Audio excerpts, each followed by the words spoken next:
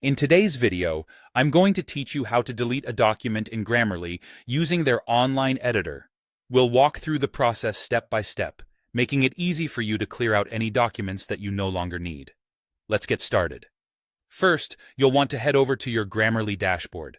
You can do this by visiting http://app.grammarly.com and signing in with your account credentials. Once you're logged in, you'll see a list of your documents. This is your central hub for all the writing pieces you've created or worked on using Grammarly. Now, to remove a particular document from your list, simply hover your mouse over the document you wish to delete.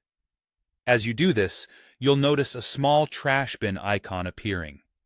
This is your tool for getting rid of unwanted items, so go ahead and click on this icon. This action will move the document to your trash folder. Now, here's an important detail to remember.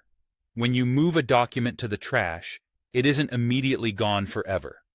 Instead, it sits in the trash, giving you a grace period of up to 30 days during which you can recover it if you change your mind. This feature is especially useful if you accidentally delete something you didn't mean to, or decide later that you aren't quite ready to part with it. However, if you're certain that you want to remove the document entirely and immediately, there's a way to do that too. You'll need to navigate into the trash folder, locate the document you just moved there, and click on the trash icon once more. Doing this will permanently delete the document.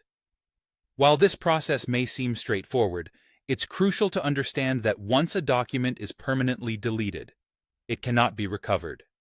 So, always double-check before you make that final decision to ensure you don't lose anything important by mistake. It's worth noting as well that this process of deleting individual documents is entirely separate from deleting your entire Grammarly account. If you ever decide to delete your account, be aware that this action will also eliminate all your documents stored with Grammarly. So, think carefully before taking such a step. And there you have it. By following these steps, you can effectively manage your documents within Grammarly and keep your workspace organized. As always, if you have any further questions or need additional guidance, feel free to leave a comment below. Thanks for watching, and happy writing!